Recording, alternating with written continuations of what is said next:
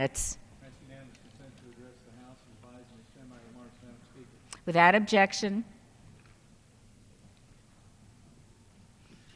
I rise in opposition to the rule. While other matters are being debated in the course of this rule also provides for consideration of a conference report on the Iran Sanctions Accountability and Divestment Act.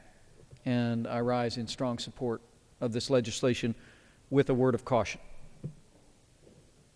It was my great privilege to serve on the conference committee for this Iran sanctions bill that will be considered today. I believe this legislation represents measurable and meaningful progress in the United States' effort to economically and diplomatically isolate Iran in the midst of its headlong rush to obtain nuclear weapons. And I urge my colleagues to support it. My word of caution is directed both to my colleagues in Congress, though, and to this administration. It is important not only that we adopt the Iran sanctions bill today, it is important that this administration implement this legislation. We know the nature of the threat. Iran has made no secret of its intent to use nuclear weapons to threaten the United States or our allies, especially our most cherished ally, Israel.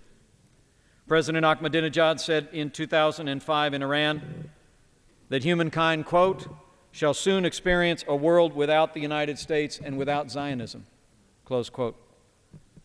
Led by this anti-American, anti-Israeli president, Iran has a long history of associating with terrorist organizations. If Iran obtains a nuclear bomb, it will only be a matter of time before terrorist organizations around the globe have access to this technology.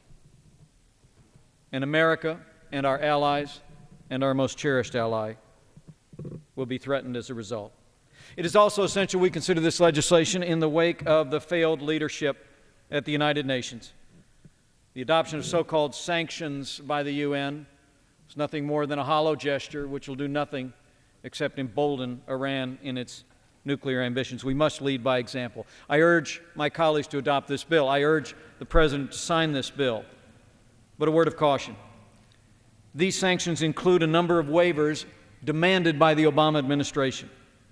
But it is essential that President Obama carry out the clear congressional intent and cripple Iran's energy and financial sectors in implementing this legislation. Iran could be merely months away from acquiring nuclear weapons. They continue to test vehicles that could deliver it.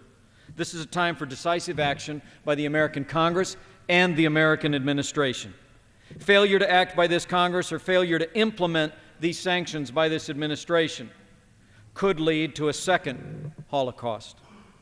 If we act and this administration implements these sanctions, we may yet see a future of security and peace in the Middle East, but if we fail to act, history will judge the Congress and this government in the harsh aftermath of a flash of light, a rush of wind, and a second historic tragedy. Let us act. Let us adopt Iran sanctions. And, Mr. President, do not waive these sanctions.